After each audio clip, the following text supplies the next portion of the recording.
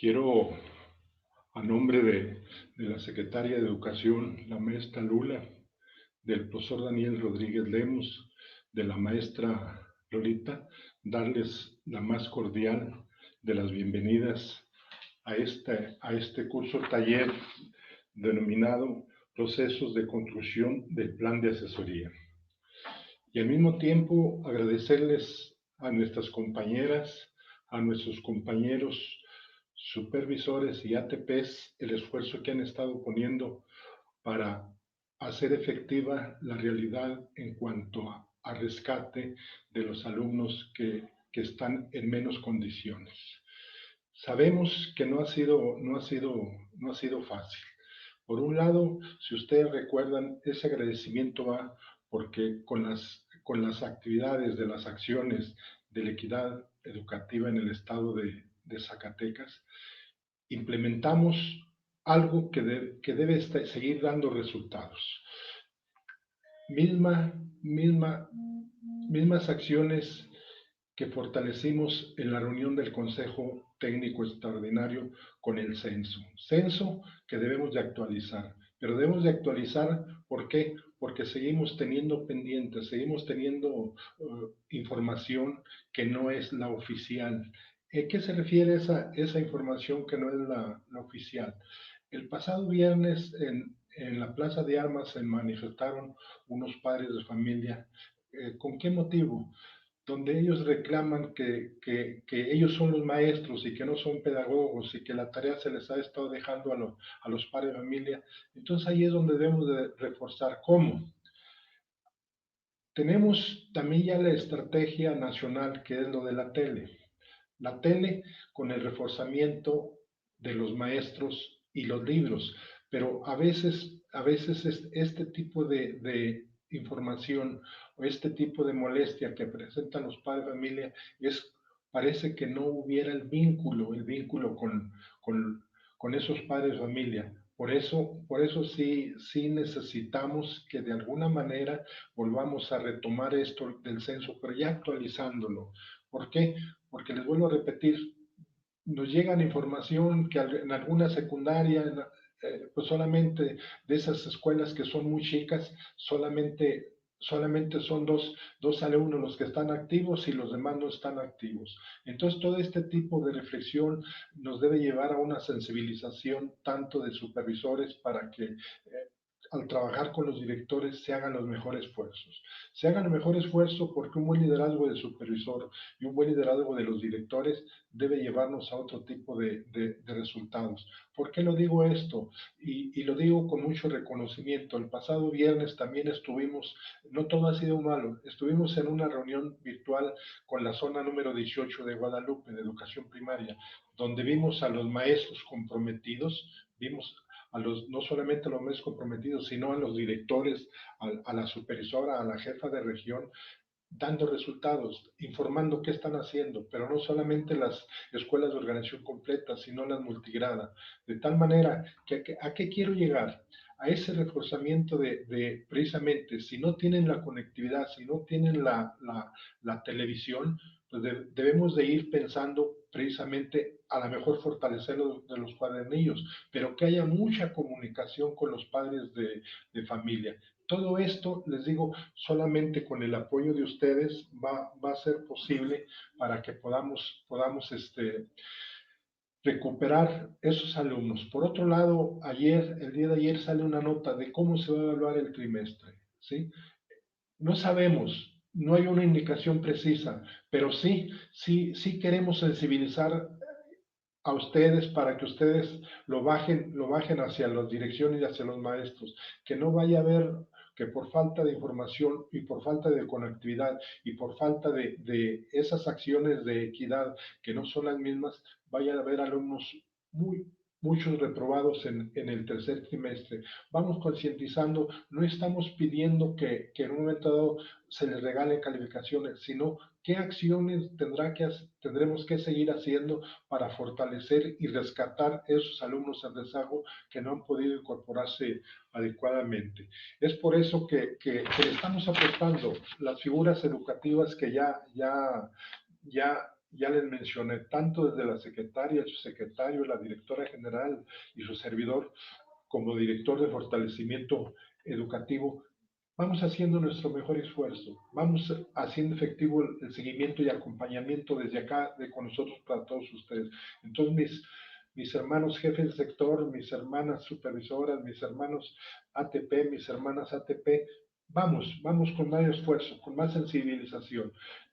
Por último, quiero antes de entrarle a lo del encuadre, sí decirles lo siguiente. Miren, o sea, como que se manifestaron muchas inconformidades al interior de las regiones. ¿Por qué? Que porque sí tienen muy cargada la agenda en cuanto a actividades, tanto directores como supervisores, por diferentes cursos. El pasado jueves nos pusimos de acuerdo para lo siguiente. Es por eso que se preguntaban que si iba a ser obligatorio este curso taller. Claro, nosotros no podemos hacerlo obligatorio. ¿Por qué? Porque sabemos de esas situaciones, pero sí estamos apostando a que esa invitación ustedes la hagan efectiva, que hagan un mejor esfuerzo. ¿Por qué? Porque se requiere de esto que les he estado comentando para poder resolver lo que ahorita nos está pegando por medio de la pandemia. Entonces, por favor, si se inscribieron al formulario, si están ya con nosotros, hagan la lucha, porque no se puede hacer lo que no se tiene. Sabemos de múltiples ocupaciones, sabemos de múltiples cargas de trabajo, no solamente por el lado educativo o de la subsecretaría con otras con otras tareas que tienen de tiempo completo, que tienen de convivencia escolar, que tienen en sí de otras. Pero vamos poniendo nuestro mejor esfuerzo. Nuestros alumnos nos lo están pidiendo porque si no, esos aprendizajes que esperamos que ellos adquieran no van a ser realidad. Entonces, bienvenidos los productos que se van a estar trabajando. Pongan atención, pongan mucha nota. ¿Por qué? Porque va a ser a través de Classroom, ¿sí? A través de Classroom. Entonces, les quiero comentar que el curso Procesos de Construcción del Plan de Asesoría está dirigido a supervisores y ATP, cuyo propósito es fortalecer las habilidades de asesoría y acompañamiento de los supervisores y asesores técnico-pedagógicos a partir del enriquecimiento de su plan de asesoría, con la finalidad de impulsar procesos colaborativos y académicos con su personal directivo y docente, que favorezcan la enseñanza a distancia y los resultados de aprendizaje en los alumnos. La metodología del curso consiste en 4 sesiones de trabajo de 5 horas cada sesión, en las cuales incluye una conferencia, un conversatorio y el taller en modalidad de línea. La conferencia como primera sesión, o sea, la del día de hoy, la segunda sesión, un conversatorio con la participación de un supervisor, un asesor técnico pedagógico y un invitado especial estudioso de la materia, finalizando estos dos con un taller autogestivo. La tercera y cuarta sesión serán talleres autogestivos. Los talleres autogestivos serán trabajados en la plataforma Classroom, mientras que la conferencia y conversatorio serán por grupo cerrado de Facebook.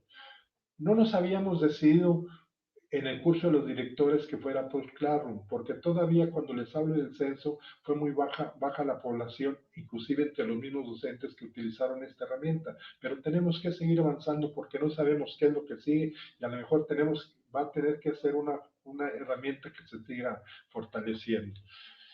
El calendario de sesiones. La primera sesión, que es la del día de hoy, dice, conferencia, el papel de la supervisión escolar en tiempos de pandemia. El 3 de, hoy, 3 de noviembre, contenido del curso, situación actual de la asesoría a la escuela. Quiero decirles que le estamos mucho apostando a que con el apoyo de los asesores técnico-pedagógicos, el trabajo de ustedes como supervisores se vea fortalecido, pero muy fortalecido, en grande. Por eso también me dirijo a los compañeros ATP. Yo le comentaba a mis compañeras Erika y Lidia, de que, bueno, que hablaran con ustedes, que ustedes vean las cargas, hasta dónde pueden, pero el chiste es de que todo esto va dirigido con la mejor intención de fortalecimiento hacia su función que desempeñan. La sesión 2, el conversatorio Retos y desafíos de la asesoría y acompañamiento de la escuela a distancia, para el 6 de noviembre, o sea, próximo viernes. Contenido del curso: principales acciones que realiza la supervisión escolar para asesorar a directivos y escuelas. La sesión tercera, contenidos del taller, la planeación como herramienta que orienta y organiza a las escuelas. Sesión 4, contenido del taller, plan de aplicación de zona. Con esto es lo que les decía, que estén atentos al encuadre, que se va a seguir dando con la maestra Oralia y su equipo, se va a seguir dando con nuestros compañeros Lidia y Erika, para que cualquier duda, no duden de manera constructiva, cualquier crítica, hacérnosla llegar, cualquier sugerencia, porque eso nos va a ayudar para que desde acá, de la Dirección de Fortalecimiento Educativo y de la Dirección General de Fortalecimiento Docente, podamos estarlas atendiendo con oportunidad.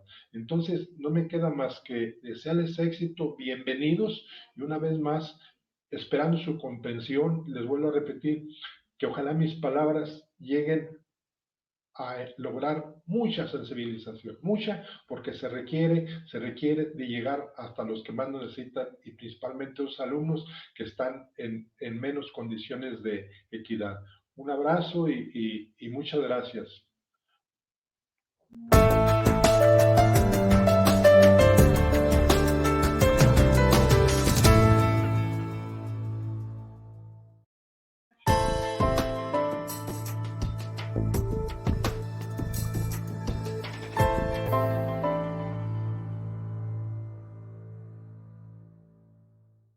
Días, en el marco de las actividades para los procesos de construcción del papel del plan de asesoría en el estado de Zacatecas, les damos la más cordial bienvenida y agradecemos la presencia de las autoridades educativas del estado. Soy Patricia Pernas y actuaré como moderadora. Les recordamos que esta conferencia es por Facebook y todas las actividades del taller continuarán en Classroom. En la situación actual tan inesperada y atípica, se nos invita hoy más que nunca a reflexionar sobre la función, propósitos y tareas que el equipo de supervisión escolar debe realizar para responder a las demandas y necesidades educativas actuales, tanto de los directivos como de los docentes, para incidir en los aprendizajes de los estudiantes. Sabemos que la tarea es compleja. Sin embargo, la experiencia vivida antes de la contingencia nos permite recuperar, analizar y valorar las tareas emprendidas, sus alcances y, sobre todo, los retos por atender. Hoy es prioritario no perder de vista que los procesos de gestión escolar y gestión pedagógica para docentes y directivos son importantes, ya que no se puede prescribir solo administrativamente indicaciones y cumplirlas sin conocer cómo se están atendiendo y orientando las acciones planteadas por las autoridades.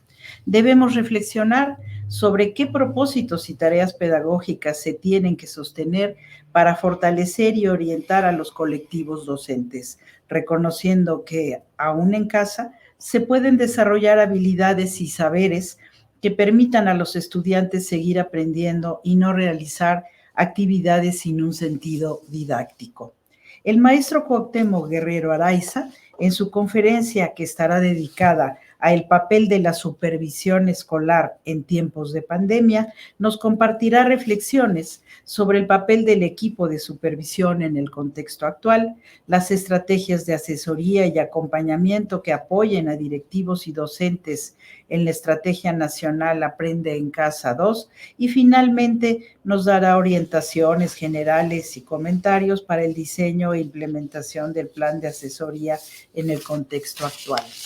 El maestro Cuauhtémoc Guerrero Araiza es profesor de enseñanza primaria, egresado de la Escuela Nacional de Maestros, licenciado en Sociología, egresado de la Facultad de Ciencias Políticas de la UNAM, y maestro en Ciencias con especialidad en Investigación Educativa por el DIES Investaba. Colaboró como asesor de la Dirección General de Investigación Educativa en el proyecto La Gestión de la Escuela Primaria y en el proyecto Renovación Pedagógica y Organizativa de las Escuelas Públicas de Educación Secundaria, promoviendo proyectos de innovación en gestión centrados en el logro de los propósitos educativos. Se desempeñó como coordinador de gestión en educación básica de la Dirección General de Desarrollo de la Gestión y Educación Educativa de la SEP y fue coordinador académico nacional del PEC. Ha realizado actividades de asesoría académica en escuelas normales de San Luis Potosí, Aguascalientes, Chiapas, Veracruz, Durango, Baja California, en proyectos de mejoramiento de la gestión de calidad en las escuelas y de fortalecimiento de procesos de planeación y evaluación de aprendizaje. Actualmente es profesor titular A de la Universidad Pedagógica Nacional, la Unidad Ajusco, y es consultor en innovación y asesoría educativa AC. Durante su estancia en la SEP, coordinó la elaboración de los documentos Orientaciones Técnicas para fortalecer la acción académica de la supervisión y Orientaciones para fortalecer los procesos de evaluación en la zona escolar dirigidos a equipos directivos de educación básica. Entre sus últimas publicaciones está el artículo dedicado al discurso académico y las prioridades de la institución, Senderos en una encrucijada, publicada en la revista universitaria número 20 de la UPN. En coautoría con la maestra Auralia Bonilla y otros autores están los libros Alguien necesita ayuda, asesoría para la gestión y la mejora educativa, y el dedicado a la función de alto riesgo, la tarea pedagógica de la supervisión escolar, ambos en ediciones SM. Bueno, pues escucharemos con atención al maestro Cuauhtémoc Guerrero y a todos los participantes les recomendamos que manden comentarios y preguntas en el chat que tienen disponible y que estará atendido por nuestro equipo técnico. Maestro Cuauhtémoc tiene la palabra. Muchas gracias, maestra Pati Pernas. Quiero dar también pues, un agradecimiento a la autoridad educativa del estado de Zacatecas y a el equipo directivo de innovación y asesoría educativa que pues me han invitado a participar en este encuentro que me parece muy provechoso, muy interesante y que tiene que ver con el papel de la supervisión escolar en tiempos de pandemia. ¿Qué es lo que vamos a presentar? Antes que nada, pues son notas, son comentarios, son ideas como para ir construyendo respuestas. Yo no tengo las respuestas, pero podemos dialogar y reflexionar para la construcción de respuestas.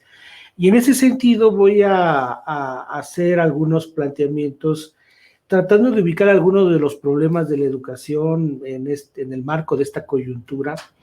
Tratar de revisar a partir de esta coyuntura cuáles son algunos de los compromisos de la supervisión, ubicarnos como sistema, dónde estamos en términos de los aprendizajes educativos, tratar de discutir o de puntualizar qué aspectos debemos considerar en torno al papel de la escuela en una discusión de por siempre, pero que particularmente tendríamos que profundizar en estas coyunturas, ubicar qué nos da el currículum, y sobre eso pensar que la supervisión, bueno, tiene que atender el logro de los aprendizajes apoyándose en el director y el colectivo docente. De esta forma, ubicaremos que con el directivo habrá que ubicar la dimensión de la gestión organizativa y también con el director la promoción de los aprendizajes. A partir de estas ideas que voy a tratar de redondear, me parece que podríamos tratar de concluir sobre algunas tareas específicas del equipo de supervisión.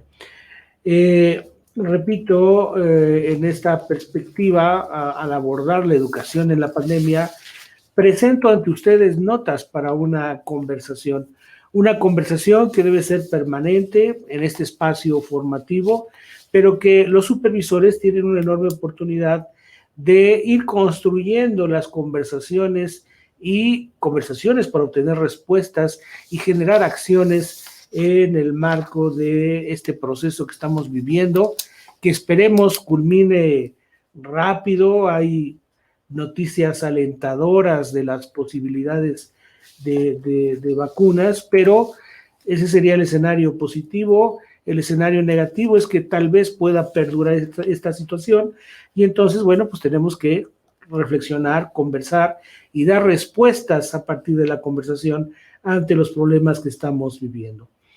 ¿Cuál es el escenario?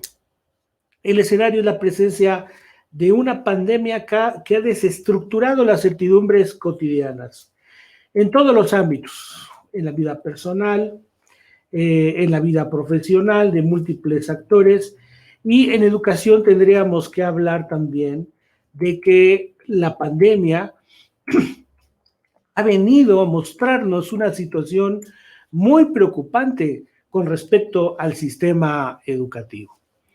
La pandemia ha desnudado muchos de los aspectos duros, complicados de nuestro sistema educativo. Pongamos un primer ejemplo de esta situación donde hay una desestructura de las certidumbres cotidianas. Ustedes seguramente lo han vivido, pero cada vez que ha habido campañas políticas para la elección de funcionarios durante una tradición larga que tenemos, lo que han hecho los funcionarios, muchos de ellos interesados en obtener el voto popular, es hablar de la importancia de las tecnologías. Y muchos de ellos han encontrado y han señalado que la mejora de la calidad de la educación va por el lado de crear una oferta dirigida hacia los estudiantes en términos del acceso a las tecnologías. Se han prometido laptops, se han prometido tabletas. ¿Qué vino a hacer la pandemia? La pandemia vino a mostrarnos algo que a lo mejor ya discutíamos y comentábamos entre pasillos los profesores y los interesados en el proceso educativo, pero que ahora se convirtió en develar una situación realmente complicada. No contamos en nuestro país con una sólida infraestructura de comunicaciones que permita el funcionamiento adecuado de las tecnologías. El Internet está concentrado en las ciudades y gran parte del territorio nacional no tiene acceso o tiene un acceso limitado a estos medios de comunicación. Tenemos ahí un gran problema porque se vino la pandemia, se cerraron las escuelas, ¿y qué es lo que podíamos hacer? La comunicación a través de estas magníficas propuestas de medios, lo estamos viendo ahorita, estamos conversando en un proceso formativo en vivo, guardando la sana distancia, apoyándonos en la infraestructura, pero lamentablemente esta infraestructura no llega a todos los lugares del país. Un hecho que comentábamos a lo mejor en los pasillos de las escuelas, nos han llegado tabletas, pero no contamos con internet. Bueno, pues ahora se ha magnificado y nos ha mostrado la gran necesidad que tiene este país de construir una red de intercambio que por lo pronto, pues ahí parece un compromiso del gobierno de la República de avanzar en la construcción de esta infraestructura, dado que la oferta privada se concentra sobre todo en las áreas donde hay un consumo asegurado. Ahí tenemos el rompimiento de una certidumbre que podíamos llegar con la escuela a todos los lugares. Otro elemento que me parece importante: los modelos educativos van y vienen. Hemos tenido varias reformas curriculares. Si ustedes recuerdan, la reforma del 11, luego vino la reforma con el gobierno de la administración pasada, y hoy en día se están replanteando nuevamente algunos contenidos de carácter curricular, aunque seguimos trabajando con los modelos anteriores, y hay una inquietud y hay una preocupación permanente. ¿Qué es lo que tenemos que hacer en las escuelas? ¿Cuál es la finalidad de la escuela? Y más en el marco de una situación tan compleja donde el control, la orientación, la relación tan estrecha que tenía el docente con los estudiantes, pues ha desaparecido. Se ha trasladado el proceso educativo a las familias y estamos esperando de los padres de familia recursos y apoyos que, pues en lo que se ha comentado y se ha visto, no sustituyen para nada ni podrán sustituir el quehacer de los docentes. La pregunta de todas maneras es, en estas condiciones, ¿qué es lo que tenemos que trabajar? ¿Qué es lo que tenemos que enseñar? Quiero señalar otro aspecto que me parece importante y que tiene que ver con estas certidumbres cotidianas donde hay un sistema que comunica y que se apoya en los diferentes niveles de autoridad. Hubo datos en el primer momento de este proceso coyuntural, cuando estamos hablando de los meses de junio y de julio, donde enfrentamos el primer choque, donde emergieron las primeras inquietudes de qué poder hacer. Pues resulta que hay datos, lo vimos en algunas entidades a través de información que teníamos con los profesores, dialogamos mucho con los maestros, porque tenemos diferentes áreas de trabajo con profesores, y fue interesante observar que la posibilidad de comunicación entre la autoridad central y los profesores fue rápida, fue eficiente a través de los medios de telecomunicación. En este marco se dio una situación que me parece interesante para la reflexión. Muchos supervisores y muchos directores no supieron qué hacer en esta coyuntura. Las indicaciones llegaban directo hacia los profesores y muchos directores y muchos maestros, los hubo otros que hicieron un trabajo diferente, pero como que sus tareas y sus actividades fueron reducidas a demandas de carácter administrativo. Tráiganme las evidencias, evalúen, tráiganme los resultados, entréguenme las planificaciones, pero el sentido de construcción de identidades organizativas desde la perspectiva directiva y supervisora parece que en algunos casos quedó pendiente. Situación importante sobre la cual tenemos que revisar, porque nuevamente entramos a otro proceso similar al anterior y salvo que se presente el escenario positivo que estamos señalando, tal vez esta coyuntura tienda a ampliarse durante bastante tiempo.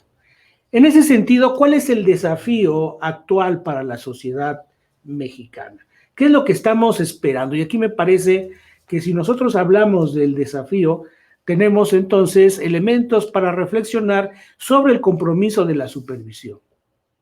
Recordemos que la educación pública en este país es un compromiso social del Estado mexicano. La Constitución que emergió a partir de la Revolución Mexicana estableció, si ustedes recuerdan, 3 artículos con compromiso social, que en su momento fue inédito, porque las constituciones trabajaban sobre todo con respecto a los derechos individuales de las personas.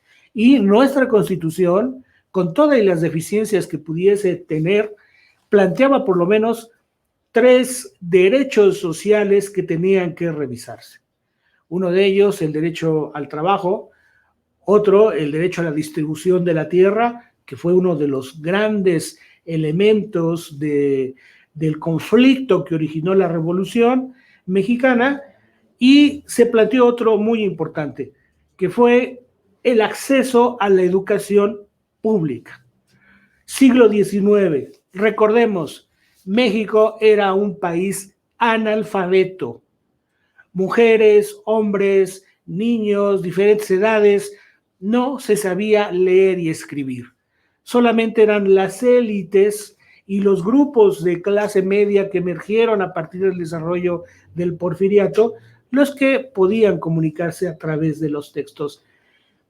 Por diferentes sensibilidades, los revolucionarios de la época dijeron, a partir de que podían tener diferentes perspectivas políticas, concluían que era importante construir el alfabetismo de este país.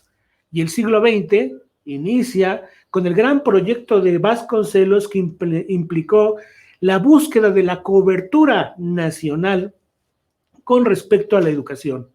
Ahí el papel de la educación pública fue importantísimo.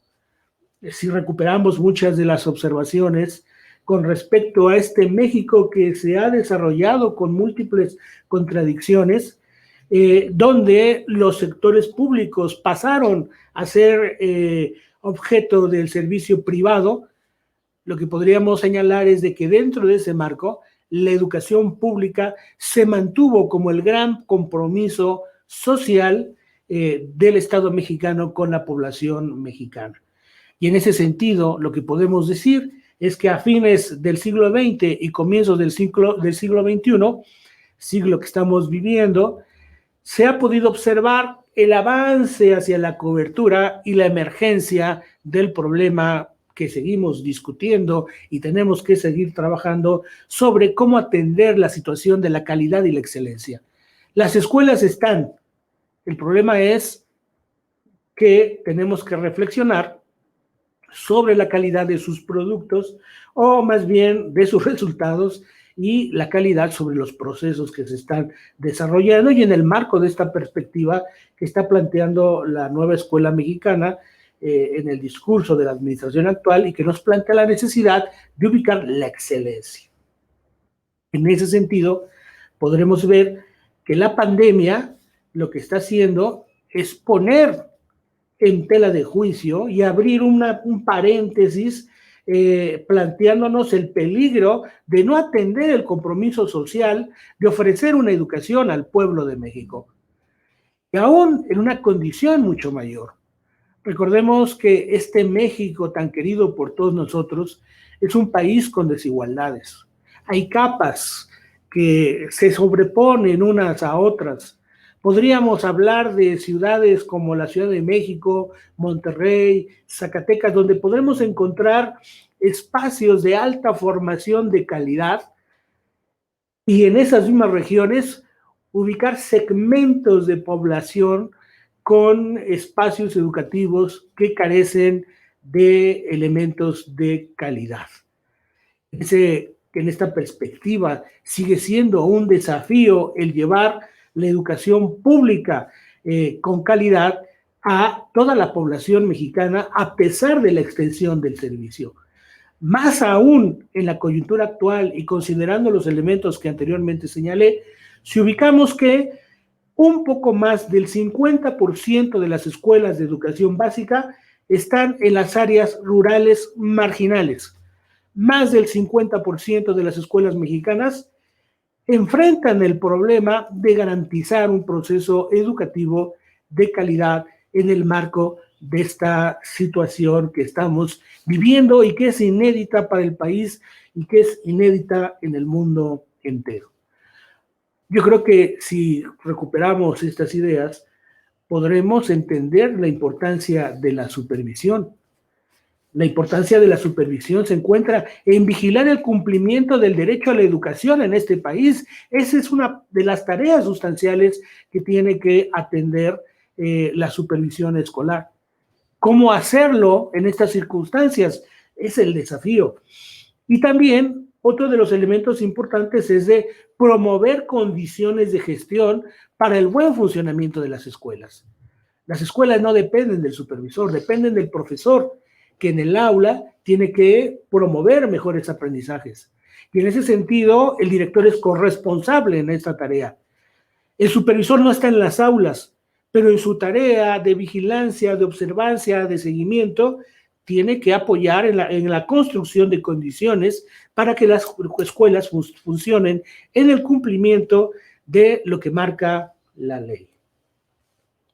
Fíjense en esta perspectiva. Quiero recuperar un documento que subraya esta tarea de la supervisión escolar, entendiendo por la supervisión escolar a la supervisora, al supervisor, pero también tenemos que entender que existen otras figuras alrededor del ejercicio de la supervisión que tienen que contribuir a los elementos que antes he señalado. Regresemos al sentido de la tarea y veamos el documento Lineamientos Generales para la operación del servicio de asesoría y acompañamiento a las escuelas de educación básica, recientemente publicado y distribuido. ¿Qué dice sobre la supervisión? En el título primero, capítulo 1, que habla del objeto, alcances y glosario relativo al servicio de asesoría. En el apartado cuarto sobre definiciones, numeral 15, indica personal con funciones de supervisión, y leo: a la autoridad que, en el ámbito de las escuelas bajo su responsabilidad, vigila el cumplimiento de las disposiciones normativas y técnicas aplicables. Cumplimiento de las disposiciones normativas. También apoya y asesora a las escuelas para facilitar y promover la excelencia de la educación. Favorece la comunicación entre escuelas, madres y padres de familia, tutores y comunidades, y realiza las demás funciones que sean necesarias para la debida operación de las escuelas, el buen desempeño y el cumplimiento de los fines de la educación. Este personal comprende en la educación básica a supervisores, inspectores, jefes de zona o de sector de inspección, jefes de enseñanza en los casos que corresponda, o cualquier otro cargo análogo. La ley lo indica, muchos de ustedes seguramente ya conocen este documento, pero me parecía importante traerlo a colación, y lo que tenemos que señalar es de que la supervisión está comprometida a tratar de generar acciones que permitan el cumplimiento de las disposiciones normativas y técnicas. ¿Qué implica este cumplimiento normativo? Lleva necesariamente a promover que en las escuelas se logren los propósitos educativos. Son muchos los elementos que están en juego, pero la Ley General de Educación es muy clara. Tenemos que alcanzar o promover que los estudiantes logren los propósitos educativos establecidos en el plan y programa de estudios. Y esto implica no solamente la observancia de la norma, sino también impulsar acciones para promover a través de la asesoría y el acompañamiento a los colectivos de directores y docentes de las escuelas, que estos puedan encauzar sus acciones hacia este cumplimiento.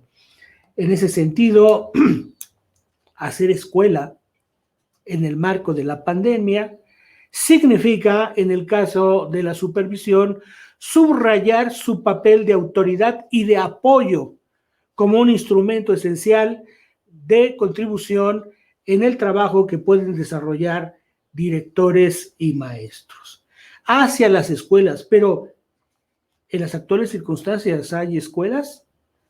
Es una pregunta interesante que tendríamos que también atender.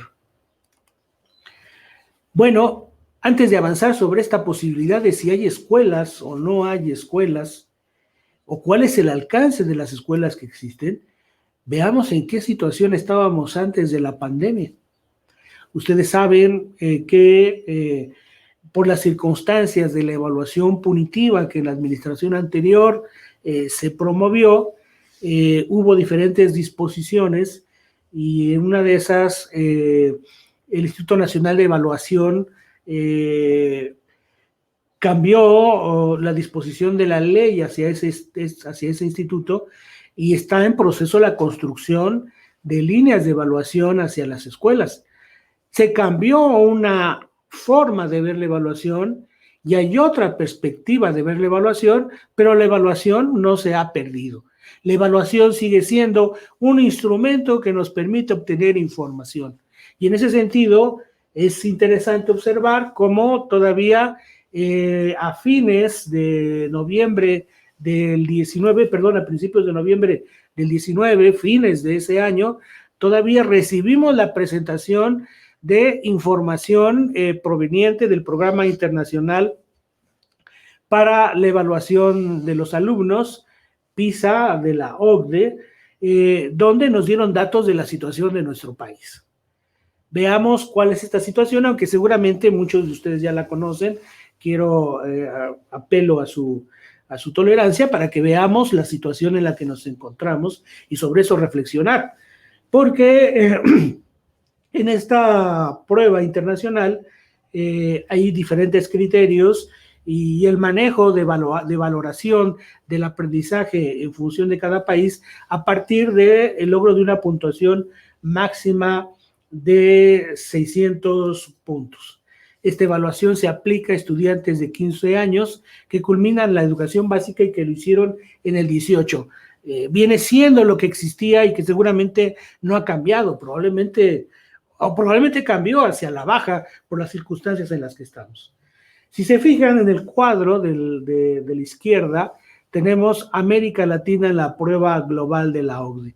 Tenemos la puntuación máxima de 600 y tenemos que México, en el caso de la ciencia, obtienen los estudiantes a los que se les aplicó estas evaluaciones, obtienen puntajes en ciencias de 419 puntos, en matemáticas 409 puntos y en lectura 420 puntos. Bueno, si nos ponemos en perspectiva, dejemos ahorita a un lado a los otros datos de América Latina, pensemos en los punteros, en los países que tienen, parece, sistemas educativos sumamente fuertes y que logran los mejores resultados educativos. En ese sentido, si México tiene 419 puntos, China, que es un país que salió de una situación de desgarramiento desde la Segunda Guerra Mundial, con un proceso de conflicto interno, y que ahora está peleando a nivel internacional el desafío de convertirse en una potencia tecnológica y potencia militar, bueno, en ciencia obtiene 590 puntos. Estamos muy lejanos de los chinos. En matemáticas, decíamos, tenemos 409 puntos y China tiene 591 puntos, y en lectura nosotros nos manejamos con 420 puntos y lectura 555 puntos. Bueno, esto solamente en términos de ubicar la gran distancia que todavía tenemos de los estándares más altos. Bueno, podríamos compararnos con los estándares medianos, pero en este caso mejor comparémonos contra nosotros mismos y veamos la siguiente gráfica que proviene de la misma evaluación. En el caso de lectura, en comparación con el año 2000, donde nosotros teníamos 422 puntos, resulta que en el 2018 se nos evalúa y bajamos 2 puntos. ¿Qué es lo que ha sucedido entre el 2000 y el 2018 en función de esto? Bueno, pues habría que analizarlo, pero por lo visto que a los 2 puntos quizá no sean mucho, pero no hemos avanzado en el proceso formativo de la lectura. Y en matemáticas teníamos en el 2003 385 puntos, en el 2009 subimos a 419, pero en el 2018 hubo una nueva baja hacia 409. En ciencias parece que no nos va tan mal, porque del 2006 al 2018 avanzamos de 410 puntos a 419 puntos. Miren, los datos solamente son referencias, los datos cuantitativos. Lo que nos muestran es que tal vez no estamos avanzando en forma cualitativa y fuerte con respecto a las metas que se plantean en el sistema educativo nacional y en comparación también con los sistemas internacionales. Son datos, pero los datos nos ayudan como a pensar en qué es lo que estamos haciendo. Quizá en un futuro yo creo que México tendrá que convertirse en un país potencialmente fuerte y equitativo, que tenga una presencia internacional saludable. Pero bueno, no aspiremos a ser como los chinos, aspiremos a un México fuerte. En ese sentido, pues parece que nos falta un poco.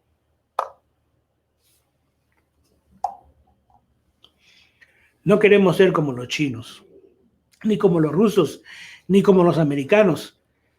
Queremos ser como somos los mexicanos, pero en eso los mexicanos tienen derecho a una educación de calidad y tienen derecho a un sistema y a una supervisión que ayude a que se alcancen estándares de calidad que nos lleven hacia la excelencia educativa.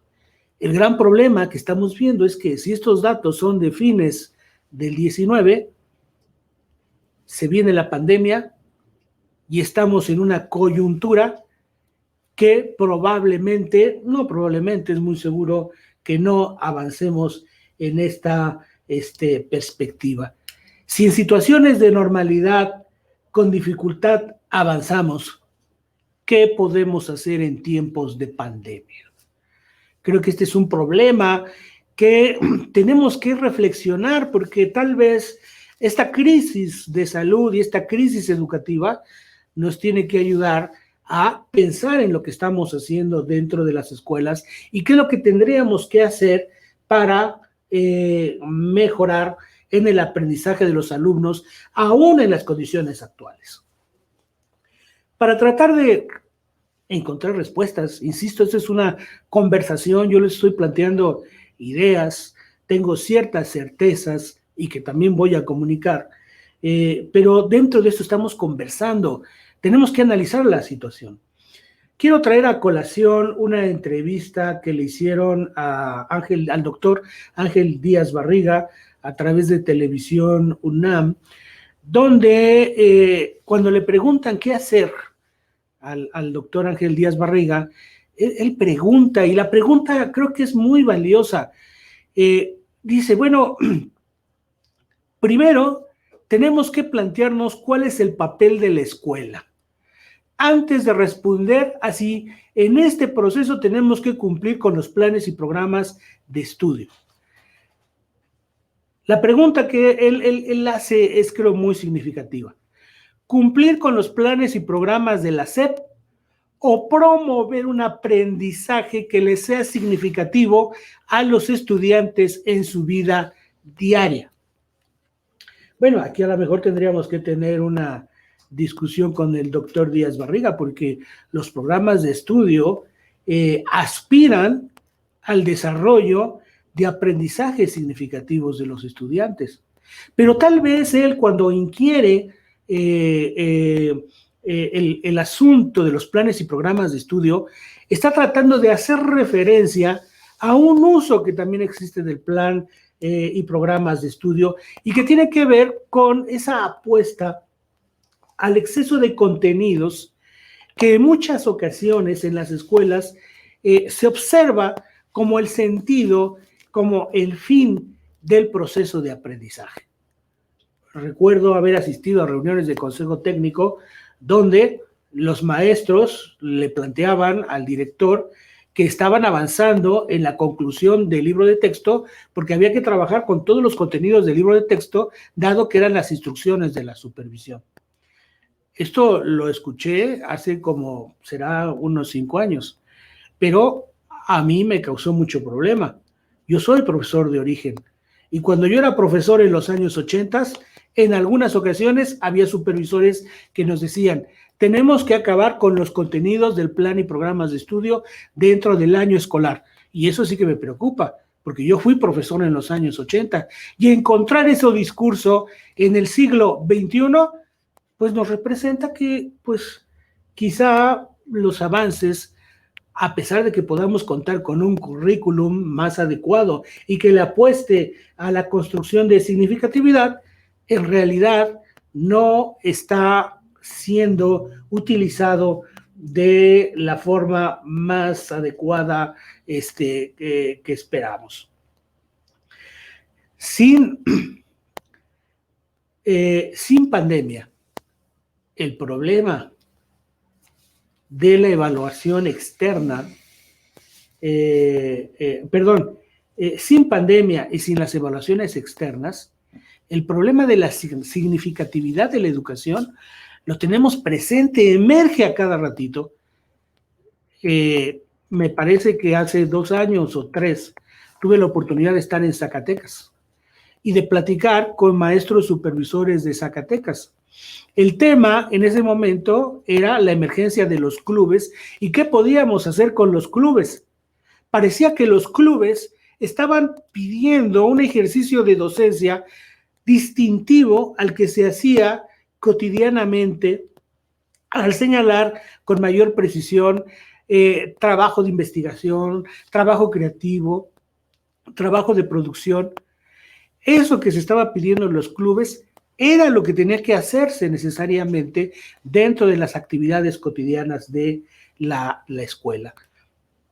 El problema de la significatividad, entonces, no es un problema nuevo que nos esté señalando el doctor Díaz Barriga, es un problema viejo en educación, pero que quizás se reproduce en esta actual situación de pandemia.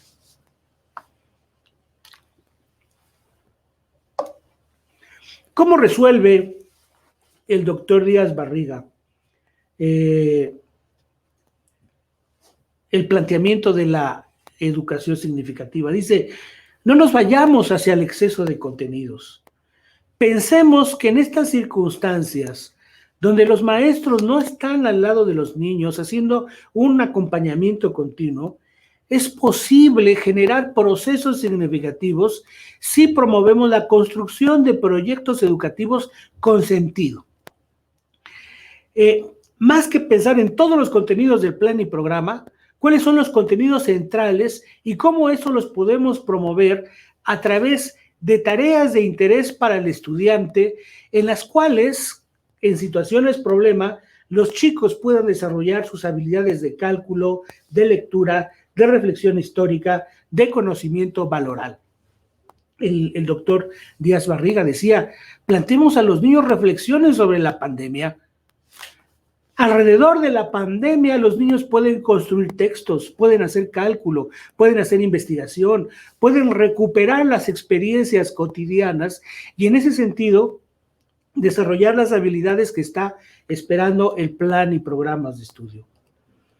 La idea me parece interesante, porque si pensamos, por ejemplo, en lo que dice el plan y programas de estudio, no estamos lejos de lo que está solicitando o que está planteando en el debate el doctor Díaz Barriga.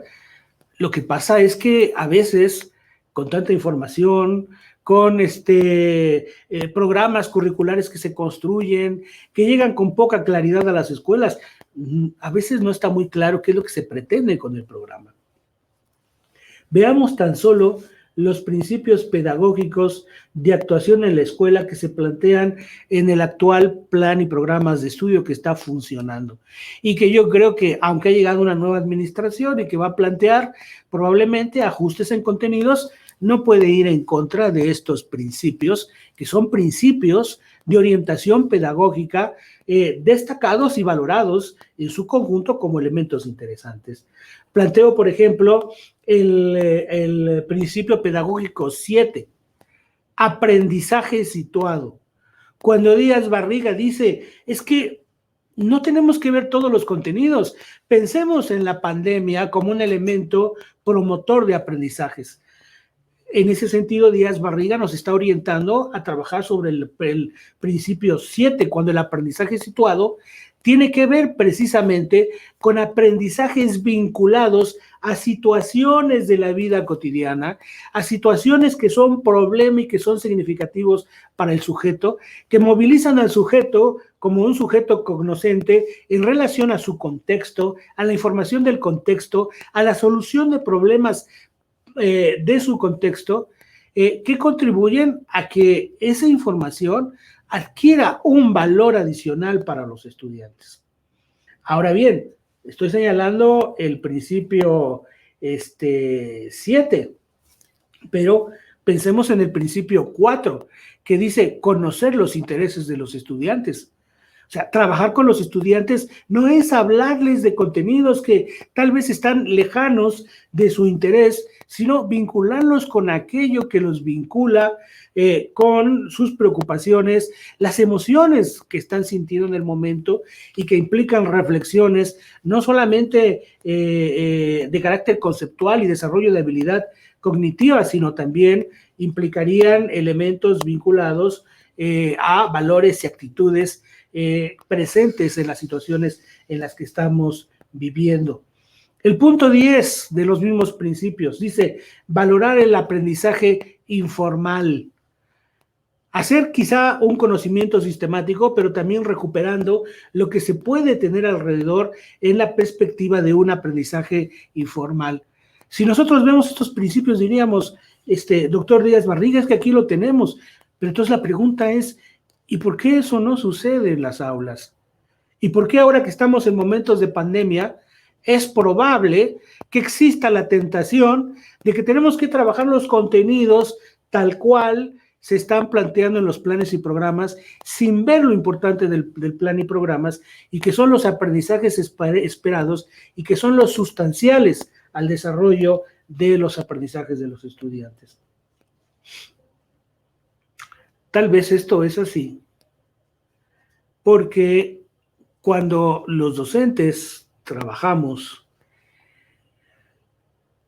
manejamos diferentes tipos de contenidos y no logramos articular los contenidos hacia los elementos esenciales del currículum. ¿Qué quiero decir con esto? Miren, aquí estoy presentando un esquema sacado de Antonio Zavala, de un documento que yo les recomiendo mucho a todos ustedes, que se llama La práctica educativa, cómo enseñar. Y Anthony Zavala nos indica, perdón, ahí se me fue con el formato, las S se pasaron medio feo, pero bueno, tendré que mejorar mi manejo del PowerPoint. Pero vamos, en este caso, lo interesante del asunto es que haciendo un ejercicio conceptual, un ejercicio metodológico, nos dice Anthony Zavala, en realidad cuando ejercemos el proceso educativo, trabajamos nosotros con contenidos que podríamos denominarles factuales, actitudinales, conceptuales y procedimentales. El asunto aquí es que si tenemos conciencia de esto, podemos jugar más adecuadamente con las dinámicas de aprendizaje en el aula. Si no tenemos conciencia de esto, es probable que nos concentremos en elementos que son poco significativos para los estudiantes. Precisemos. Cuando Zavala nos habla de contenidos factuales, habla de conocimientos de hechos, acontecimientos, situaciones, datos y fenómenos concretos y singulares.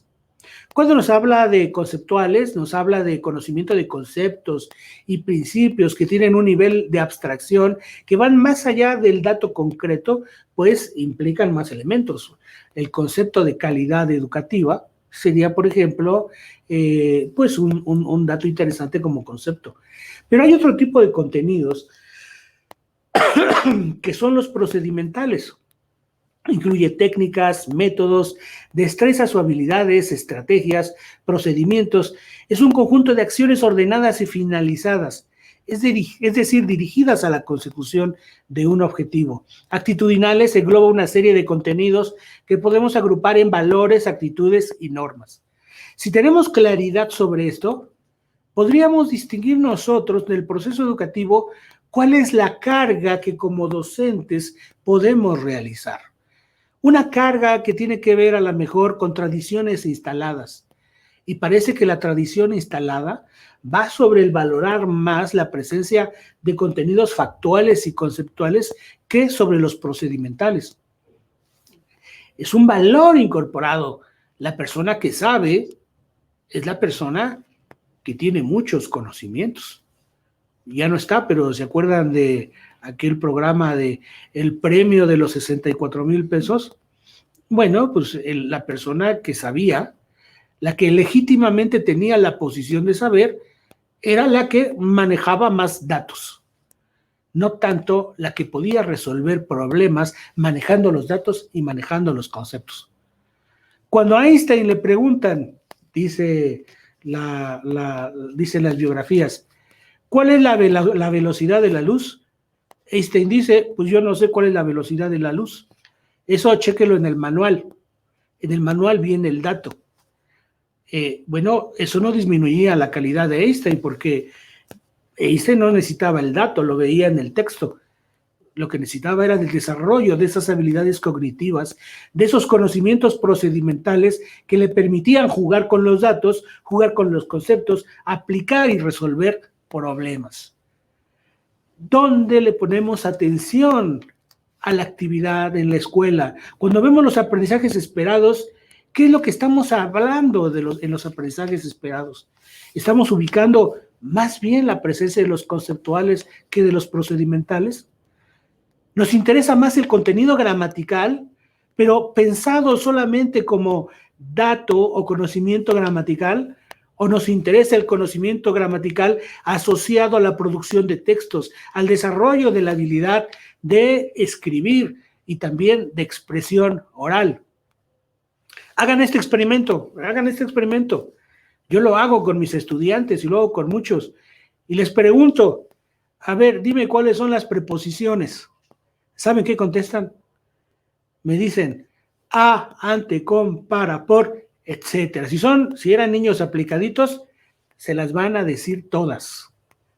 Así se enseñaban las preposiciones. El asunto es que así se enseñaban, pero probablemente se siguen enseñando así. Cuando usted estudia un idioma, usted estudia la gramática, ubicándola en la funcionalidad de la comunicación. Quizá en español, porque nuestra lengua materna, ya manejamos cierta función, entonces le damos sentido a la gramática. Pero la gramática no es en sí el dato. Es cómo los datos gramaticales, los conceptos gramaticales, pueden ser de utilidad para el funcionamiento de nuestra expresión escrita y oral. En ese sentido, tener claridad sobre estos conceptos puede ayudar, y puede ayudar porque a lo mejor, esa es una hipótesis, parte del problema educativo es que nos concentramos en los contenidos de orden factual y conceptual, pero sin habilitar la capacidad de resolver problemas, de plantear dudas, de buscar información, y esto es muy importante. ¿Por qué? Porque si nosotros vemos el currículum y vemos esta flecha que nos plantea de manera muy bonita el currículum, pues no creo que hayan consultado a Zavala, ¿verdad? Pero dentro de la perspectiva educativa del plan y programas, pues miren, tenemos conocimientos, habilidades, actitudes y valores, y tenemos conocimientos disciplinarios y conocimientos prácticos que se hermanan o que tienen una relación frontera. Esto también es una clasificación metodológica, que tienen una relación estrecha con la posibilidad del desarrollo de habilidades cognitivas y metacognitivas, sociales y emocionales, físicas y prácticas. No se diga así las actitudes y los valores que siempre están presentes dentro del desarrollo de estos conocimientos y habilidades, aunque como a veces no lo hacemos presente y consciente frente al estudiante, pues se pierden como parte del contenido curricular. ¿Qué nos dice este esquema?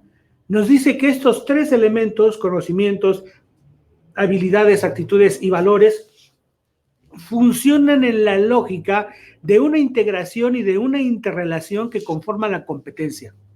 Nuestro currículum el actual, no es un currículum por competencias como lo fue el del 11, pero sí es un currículum que tiene un enfoque competencial, donde importa mucho la acción del sujeto, como se puede ver en la parte última de la flecha. El sujeto debe actuar, debe construir, debe desarrollar, debe poner en práctica los conocimientos para resolver situaciones problema, para reconstruir ideas, para escribir textos, y en ese sentido no necesitamos de todos los contenidos. Necesitamos tener claridad sobre las habilidades o sobre los aprendizajes esperados sustanciales vinculados con la acción práctica de los sujetos para que estos aprendan. El tema puede ser interesante. Y bueno, yo digo que es interesante porque la pregunta sería, ¿se tiene claridad sobre esta perspectiva del currículum en las escuelas? Probablemente no. por lo siguiente: el cambio en los planes y programas de estudio van asociados a una clara deficiencia formativa. Se plantean los planes y programas, se generan espacios formativos, llegan a destiempo, llegan reducidos, no hay espacio para la experimentación del currículum, ya está el currículum y la gente va medio comprendiendo la propuesta curricular anterior y resulta que ya le llega otra. También puede ser por la existencia de tareas que distraen la atención de los docentes en lo sustancial. El docente tendría que conocer el currículum y aplicarlo, pero hay una gran cantidad de tareas de corte administrativo y social que requieren que este docente se dedique a otras cosas menos a lo sustancial. Incluso por la propia experiencia de formación, el asunto es complejo, no es simple. Recuerden ustedes, yo creo que lo han vivido, el maestro no aprende a enseñar desde la formación que ha tenido. En realidad el maestro muchas veces enseña como lo enseñaron. Esto en ámbitos donde hay una fuerte individualización, donde no hay discusión con los pares sobre el qué enseñar, sobre el cómo enseñar, del cómo recuperar prácticas exitosas, lo que hace es el encierro.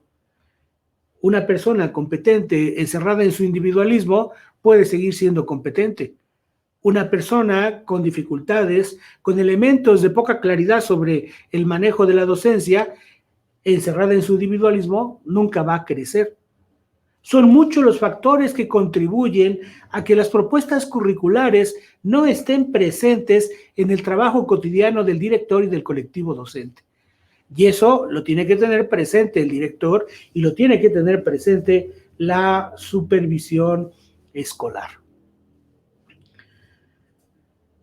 Bien, yo creo que tratar de avanzar en esta búsqueda de respuestas pasa por construir una orientación hacia la casa sobre los contenidos que realmente pueden ser significativos para los estudiantes.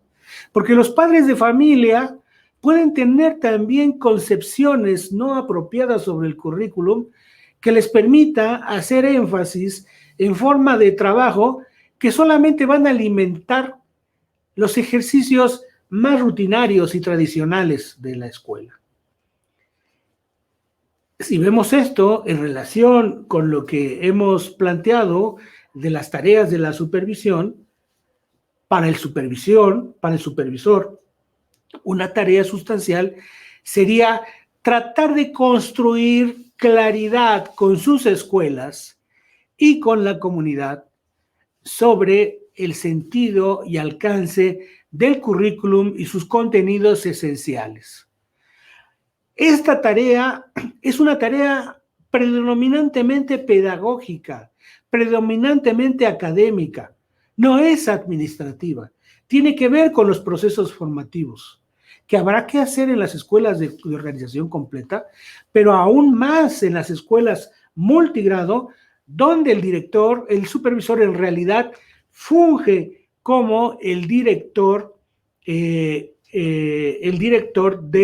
las escuelas. Recordemos que las escuelas multigrado tienen directores comisionados que en realidad, dice parte de la literatura de investigación, el director comisionado es un par necesitado. Como no es oficial, necesita el apoyo de sus compañeros para poder realizar tareas. El verdadero director, el que puede construir propuestas, es el supervisor. En este sentido, digamos que esa es la gran tarea, construir claridad sobre lo que tienen que hacer las escuelas. Y me parece que en ese sentido tenemos que pensar en dos dimensiones de entrada: la gestión organizativa y la acción del docente en el territorio de los aprendizajes. Y por otro lado, tenemos que pensar desde la posición del supervisor, el cual tiene que entrar desde la posición de la observación como autoridad, pero también desde la dimensión del apoyo mediante la asesoría y el acompañamiento. ¿Cómo hacerlo con el director? Fortaleciendo sus funciones. Muchos directores no traen desarrolladas funciones básicas de dirección. ¿Cuáles son? Planificación, organización, dirección, liderazgo y control. Todas estas funciones son de utilidad si el director ubica la finalidad sustancial de la organización. Vean cómo son circuitos que vamos como vinculando unos con otros. El director puede desarrollar esas funciones si tiene claridad que la tarea consiste en el logro de los propósitos educativos. De ahí que el supervisor tendría que trabajar en la parte de la dimensión organizativa con el director para ayudarlo a que éste promueva la perspectiva educativa sobre lo deseable y lo posible en los tiempos de pandemia. Puede sonar general esto que estoy diciendo, pero no es así. ¿Hay escuela en tiempos de pandemia cuando los chicos están en casa? Sí hay escuela si el director construye junto con su personal docente un horizonte de certidumbres que lleven hacia el logro de los aprendizajes en las casas de las familias.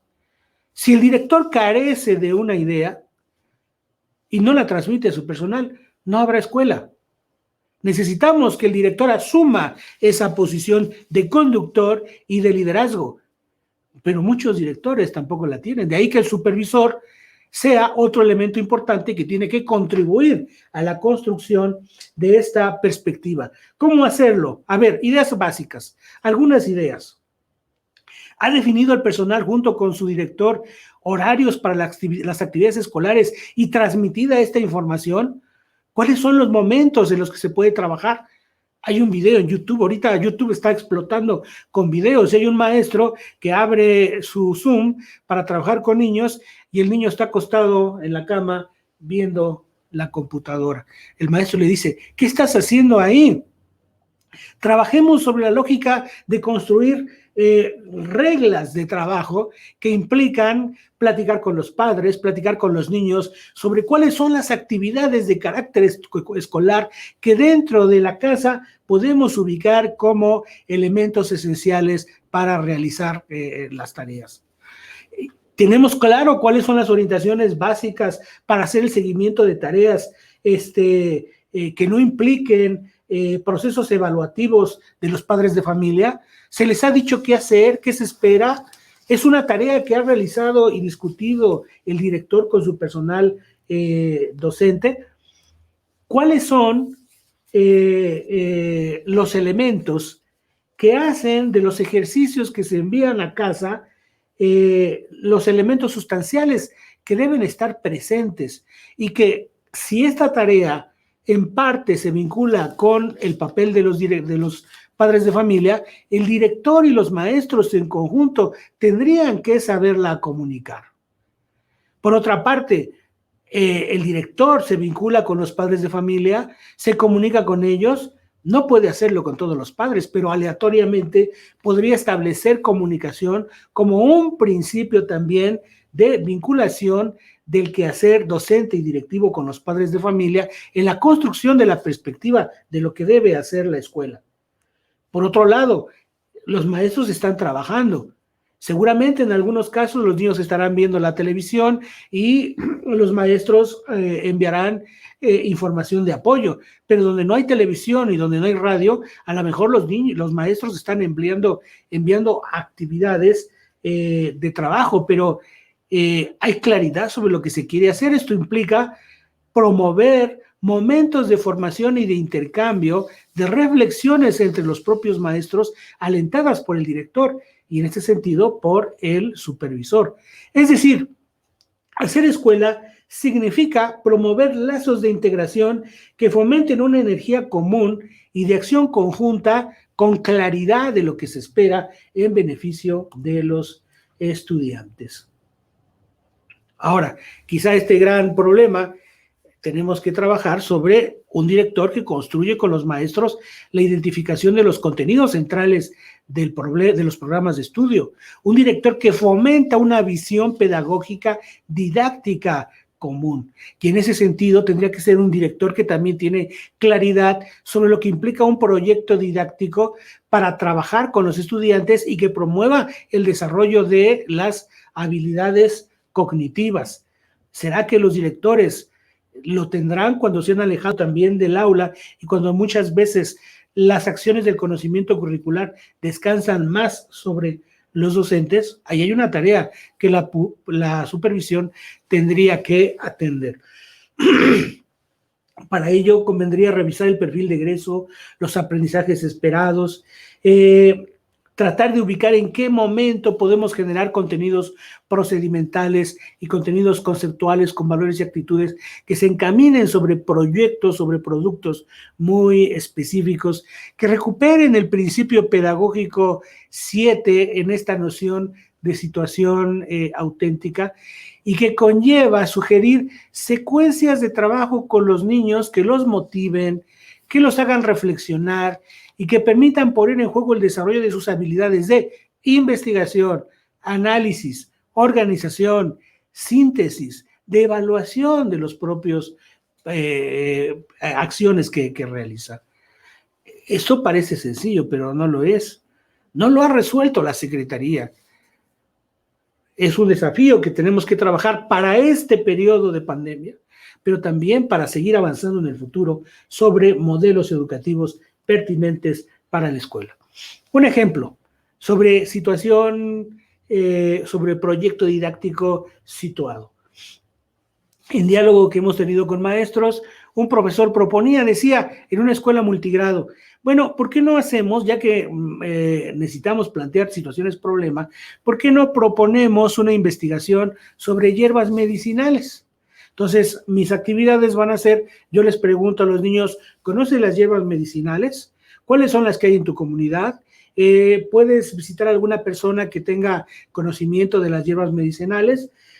Recupera la información y trabaja en un cartel para que le saques una fotografía y lo mandes en WhatsApp al maestro y a los compañeros. En ese sentido, decía el profesor, bueno, ahí estamos promoviendo investigación, clasificación, presentación o exposición a través de un cartel de la información recuperada. Puede ser que sí, va avanzando en el territorio. Pero decía otro profesor, bueno, ¿y por qué no lo hacemos de la siguiente manera? En vez de preguntarle, ¿conoces? Le preguntamos o le pedimos que recupere en diálogo con sus padres de familia, con sus papás, una anécdota familiar donde el niño haya enfrentado una situación de enfermedad con todas las implicaciones emocionales para que construya una historia en la que redacte la situación.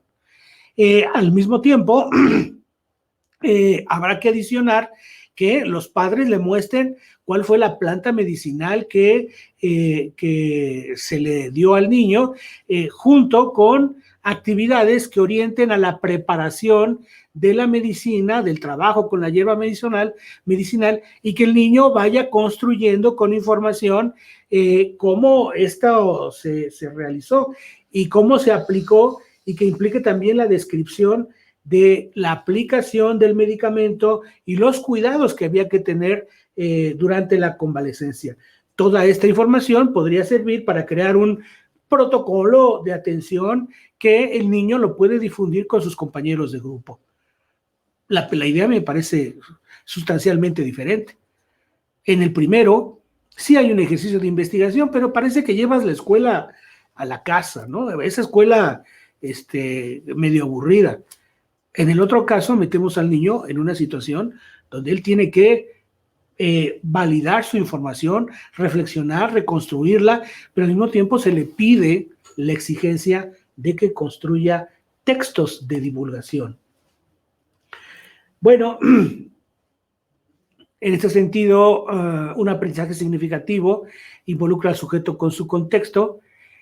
A veces no es tan fácil promoverlo porque requiere flexibilidad curricular, porque no se ajusta a contenidos específicos cerrados, por ejemplo, en los horarios como los de la televisión. Se puede hacer como un elemento paralelo a la televisión, si es que está viendo la televisión, pero si no está viendo la televisión, si está recibiendo cuadernillos con muchos contenidos ajustados a la exigencia del programa, a lo mejor es posible que el maestro pueda generar situaciones específicas de trabajo que no se resuelven en 2 o 3 sesiones, que implican un mayor tiempo de producción, pero que favorecen el desarrollo de otras habilidades. Y en este sentido, un punto muy importante, implican un diálogo, como lo indico en el inciso D, un diálogo alrededor de la tarea con características de evaluación formativa. No es para obtener una calificación. Ahorita la calificación es lo que menos importa. Simple y sencillamente, porque la calificación en una evaluación es resultado de un proceso donde el profesor tiene el control del trabajo del estudiante. Díganme en este momento qué profesor tiene control del trabajo de los estudiantes. No puede evaluarlo con fines de acreditación. La evaluación formativa ayuda en este momento, aunque también tendría que ser sustancial en los momentos de la normalidad escolar. La evaluación formativa nos cambia la perspectiva del quehacer educativo. Bueno, pues ya voy terminando porque creo que ya me pasé, como cuántos minutos llevaré. Me falta un poquitín. El doctor Díaz Barriga, como puse en el ejemplo, desarrolla su reflexión diciendo, construyamos proyectos como la pandemia. Yo le recomiendo a Francesco Tonucci, un célebre pedagogo italiano, que también dice, él también desde su perspectiva en Europa dice, vayamos sobre proyectos y propone, ayudemos al niño a describir, involucrarse y describir las tareas de la casa. Involucremos a los niños en las tareas domésticas, que las describan. Por ejemplo, armar recetas en la preparación de los alimentos cotidianos que realizan en casa a mamá y que él se involucre, cocine, prepare, difunda recetas. Que reflexione sobre los sistemas de distribución de agua, sobre los circuitos de luz que hay en casa, que escriba un diario. Los que hemos tenido la experiencia de escribir un diario, sabemos que no hay una habilidad tan magnífica de desarrollar cuando escribes un diario, no cuando escribes una composición sobre situaciones abstractas que a veces el niño no entiende. Bueno, estas son notas para la discusión de cómo hacer de este proceso pandémico una palanca de aprendizaje significativo. Pero me voy un poco más rápido para cerrar. Tareas del equipo de la supervisión. Si partimos de estas ideas, yo planteo aquí como una secuencia de varias ideas. ¿Cuáles serían esas tareas? La literatura educativa centrada en el cambio señala la importancia de la supervisión escolar como un dispositivo de control, que no de fiscalización. El control entendido como aseguramiento de las condiciones para que funcione la escuela, lo que implica necesariamente evaluación y ayuda para la corrección. La fiscalización es, sí, no lo hace, está mal o está bien. No, el control en términos de desarrollo supervisor es evalúo, veo cuáles son las situaciones que están fallando, contribuye a la corrección a través de procesos de apoyo. Y en ese sentido, la asesoría y el acompañamiento implica generar condiciones de apoyo directo para directores y docentes que utiliza como principal recurso el aspecto formativo. Otro elemento, otro apoyo, la supervisión como soporte institucional del director. Fortalece a la dirección cuando los maestros ven que el supervisor acompaña al director en el desarrollo de las tareas. Bueno, esto cuando se trata de escuelas de organización completa. En el caso de las multigrado es sustancial la relación de la presencia del director, pero del supervisor en relación con sus maestros. El director debe construir una visión de certidumbre, de lo deseable y lo posible. Esto lo tiene que trabajar también el supervisor con sus directores y lo tiene que hacer en las reuniones de consejo técnico de zona. Debe promover la atención sobre el logro de los propósitos educativos, distinguiendo los centrales de los accesorios. En ese sentido, tiene que contribuir a construir un enfoque pedagógico. La comunicación permanente. Pero también hay otras condiciones que son necesarias para la realización de la tarea.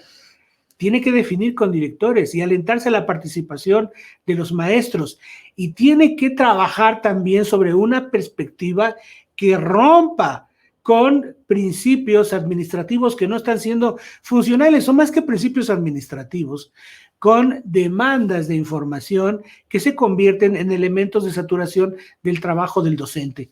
No tiene caso pedir planeaciones ahora como antes se pedían. Si un profesor está diseñando un cuadernillo, ahí está su planeación. ¿Por qué pedirle, además del cuadernillo, un ejercicio de planeación? Eso es tarea doble. Si el profesor está mandando WhatsApp con indicaciones, ahí puede usted ver las evidencias del trabajo de los docentes. En todo caso, sí, una planeación donde esté con claridad cuáles son los asuntos significativos que se tienen que desarrollar en la tarea de conducción de los estudiantes. Y insisto, hay que tener mucho cuidado con la evaluación. No hay que saturar a los maestros pidiendo evidencias, ni mucho menos a los niños. Repito, la evaluación, al igual que la planeación, cobran sentido en el laboratorio del aula. Fuera del aula, la evaluación no es tan sencilla porque el proceso de enseñanza ya no está en manos completamente del maestro. Entran en juego muchos factores. Debe ser más flexible y debe ser, sobre todo, con elementos de corrección para que el sujeto pueda desarrollar sus productos adecuadamente, lo que implica necesariamente claridad sobre la tarea que le corresponde al niño realizar. Finalmente, a ver, yo diría que la pandemia es una coyuntura trágica. Nos genera mucha incertidumbre, pero también podemos sacar beneficios de los momentos críticos. Un ejemplo de ello es que muchos maestros están accediendo a la tecnología. Algunos que no lo querían hacerlo lo están haciendo. Ya no podemos escapar del futuro. El futuro es utilizar las tecnologías. Y las podemos utilizar en este momento o en el futuro. Y si no hay tecnologías, bueno, las tecnologías tradicionales, hacer un cuadernillo es una forma de hacer tecnología. En esta tarea reflexionamos sobre lo posible y la supervisión tiene mucho que hacer generando ambientes de certidumbre a partir de principios pedagógicos muy claros. Cuando el supervisor se involucra, el supervisor logra desarrollar procesos efectivos en las escuelas. Mi experiencia, lo que me ha mostrado cuando he trabajado con equipos docentes, es que a veces podemos encontrar escuelas con maestros con mucho ánimo y directores no tan animados. Los productos avanzan lentamente. A veces podemos encontrar escuelas regulares con un buen director que genera buenos procesos, pero con supervisores que a veces chocan con el director. A veces, independientemente del supervisor, el director con su personal avanza. Pero ¿cuáles son las escuelas más dinámicas? Aquellas donde el supervisor se engancha con el director y con los maestros y generan propuestas de trabajo claras, sencillas, eficientes, reconociendo la experiencia de los docentes, pero también fomentando el diálogo y la comunicación a partir de la perspectiva del logro de los propósitos educativos. Yo creo que eso se puede hacer en estas circunstancias, explorando diferentes caminos. Yo les agradezco mucho, espero que estas ideas ayuden a este proceso de conversación. Muchas gracias. Gracias, Pati. Pues muchas gracias, maestro. Nos ha dado una muy amplia perspectiva sobre qué es lo importante, cómo ayudar a los alumnos desde la supervisión, la construcción de proyectos con sentido, la observación y la asesoría con flexibilidad, imaginación y teniendo muy presente el contexto, pues muchos conceptos que nos quedan para reflexionar. Y para poder profundizar incluso un poco más en lo ya expuesto, hemos seleccionado un par de preguntas recuperadas del chat y le solicitaríamos sus comentarios, maestro. La primera sería sobre cuál debería ser la función mediadora del equipo de supervisión en la transformación del trabajo colegiado en el contexto actual para atender las demandas administrativas y pedagógicas de los docentes y sus estudiantes. Bueno, pues creo que la parte de mediación He estado señalando esta tarea de acercamiento del supervisor al equipo colectivo, pero la idea de mediación es muy valiosa en esta vinculación. ¿Qué es lo que sucede? ¿Cómo es la dinámica cotidiana escolar de un maestro? El maestro o la maestra llega a la escuela, inmediatamente tiene que atender a los niños, tiene un espacio de refrigerio para ella o para él, tiene que atender a los padres de familia, tiene que atender las indicaciones del director. El director a su vez tiene que realizar múltiples tareas. Hay estudios que nos señalan este carácter multireferencial que tienen maestros y directores, y esto provoca un problema, porque si no existen espacios de formación y de desarrollo y espacios de colegiación dentro de, con directores y maestros, entre directores y maestros, la cotidianidad puede convertirse en un obstáculo para el desarrollo del sujeto. Vienen los planes y programas con toda una propuesta y el profesor tiene que de inmediato comenzar a trabajar sobre esos contenidos. Se mezclan factores como los que ya he señalado. La actividad de mediación implica que la supervisión se convierte en un espacio que media entre las definiciones centrales de la política educativa y las prácticas de los docentes, tratando de generar en función de las necesidades y las condiciones del equipo docente y del directivo, trata de generar espacios, sobre todo diría yo, formativos, aunque son muy importantes lo que usted señala, en aspectos vinculados con los temas administrativos. Hay muchas tareas que a lo mejor pueden arreglarse desde la supervisión y que no implican necesariamente la participación de los docentes, o tareas que pueden implicar la vinculación, informes que les piden a los profesores y que pueden a lo mejor administrarse de una manera mucho más vinculante. Las escuelas trabajan con varios programas. Tal vez, ¿para qué requerir múltiples informes? Puede haber un informe sobre X o Z programa que se está desarrollando dentro de la escuela. Esta parte del trabajo administrativo está siendo recuperada en el discurso de la política educativa en el sentido de disminuir la tarea administrativa. Pero creo que la tarea administrativa no solamente se construye desde el nivel superior, sino que a veces existen agregados en los niveles intermedios de esta cadena que va de arriba hacia abajo. Lo que hay que procurar es que cada elemento de la cadena pudiese generar dinámicas de flexibilización y de simplificación de la información que necesariamente se le pide a la escuela y que tiene que ver con finalidades de rendición de cuentas, que es necesaria para el funcionamiento del sistema.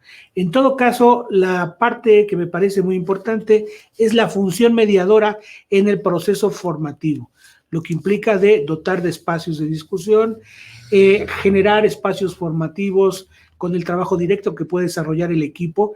En este caso, hay una tendencia a crear el apoyo técnico de la supervisión y cuando eso no sea posible, gestionando también apoyos externos para el fortalecimiento del trabajo de los docentes.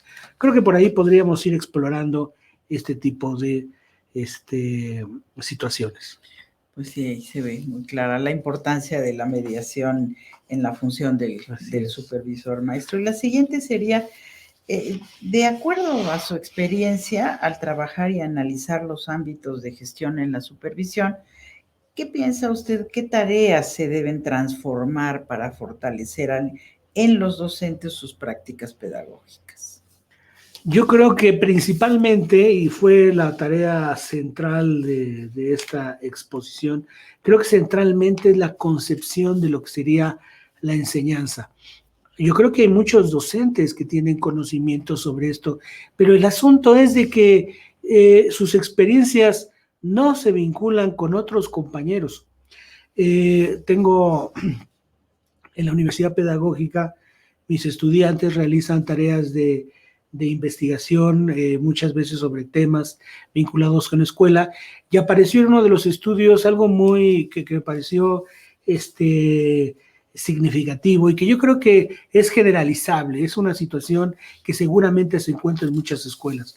En una construcción de una escuela de los problemas que tenía, se logra distinguir un director sumamente saturado por las demandas de la supervisión, a punto, dice él, de jubilarse porque no encuentra tranquilidad, y una escuela donde encontramos a un profesor con fuertes deficiencias en la conducción de la tarea educativa en el salón de clase. Pero al mismo tiempo, en la misma escuela, existe una profesora con mucha capacidad de organización, de distribución de tareas, de evaluación. Aquí el problema es cómo pueden existir dos tipos de trabajo dentro de una misma escuela y no existir la capacidad de vinculación de los saberes de uno con los otros menos apropiados saberes del otro profesor. Creo que en ese sentido, la tarea sustancial tendría que ser el fortalecimiento de las experiencias de enseñanza, de las experiencias de conducción, de las experiencias de evaluación, y debemos tratar de centrar la tarea del director y de los maestros en ese intercambio formativo sobre la resolución de los problemas particulares de la escuela. Esto que digo no es nada nuevo. Tiene años planteándose dentro de los procesos formativos, pero no logra hacerse.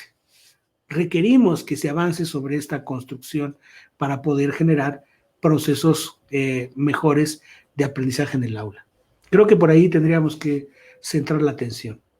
Es decir, la importancia de quién realiza estas tareas de vinculación en las escuelas y siendo el supervisor quien claramente lo puede hacer. Tiene que promoverlo con sus directores en las reuniones de consejo técnico.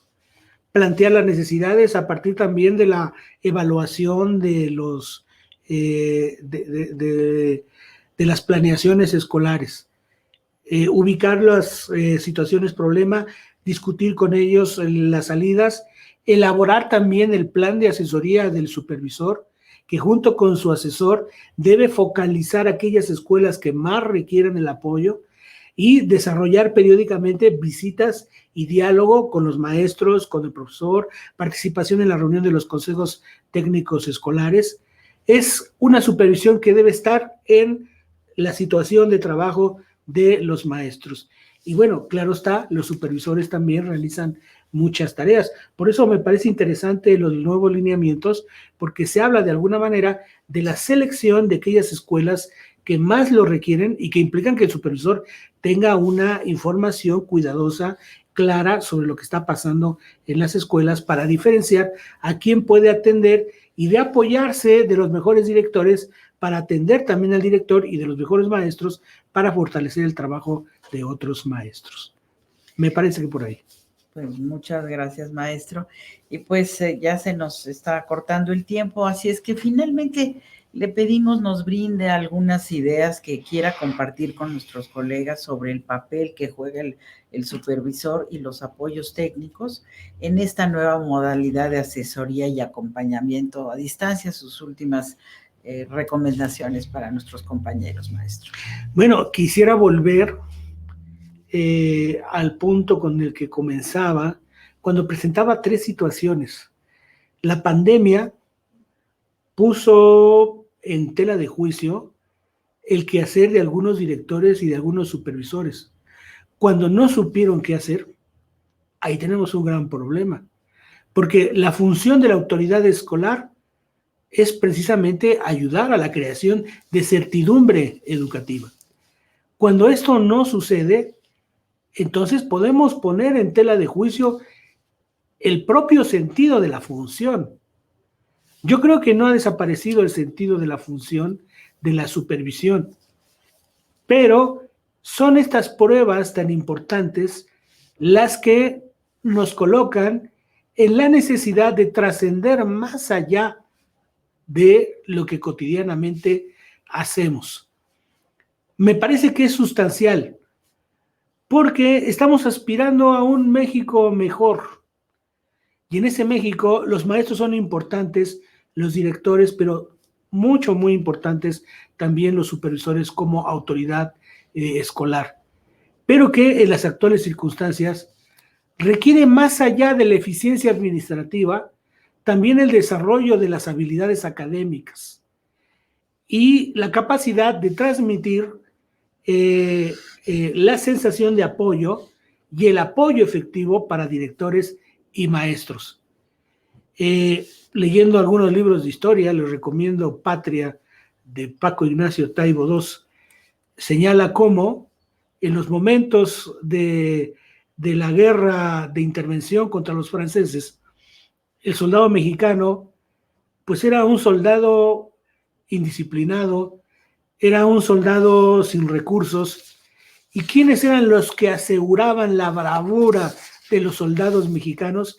Eran los oficiales, los capitanes, los tenientes, los cercanos a la tropa, que imbuían de carácter y de perspectiva el trabajo de aquel sujeto que se sacrificaba en la lucha contra el extranjero. Bueno, puede parecer un poco extralimitada el ejemplo, pero hay un asunto razonable.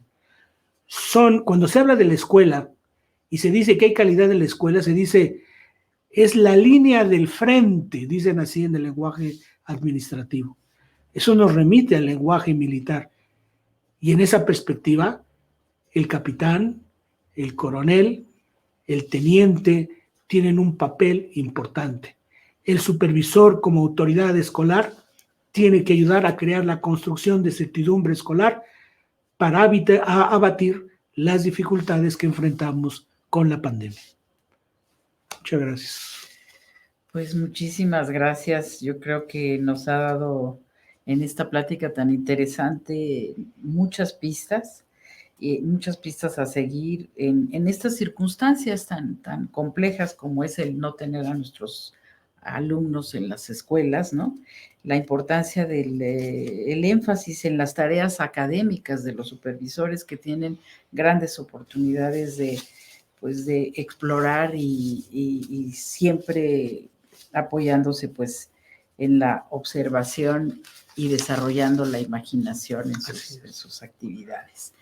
Pues tenemos muchas ideas para compartir y mucho en qué pensar nos deja el maestro Cuauhtémoc Guerrero, a quien les recordamos que a partir de este momento van a tener un receso que concluirá a las 11:30. Al regreso de su receso, ingresarán a la plataforma de Classroom con las claves que se muestran ahora en la pantalla, iniciando con un video que presentará a las actividades a realizar.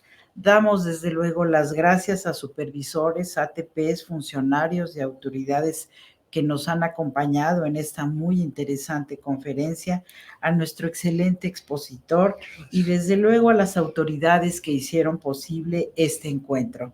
La próxima cita por Facebook será el viernes 6 de noviembre a las 9 horas, donde tendremos como primera actividad un conversatorio. Muy buenos días y hasta pronto.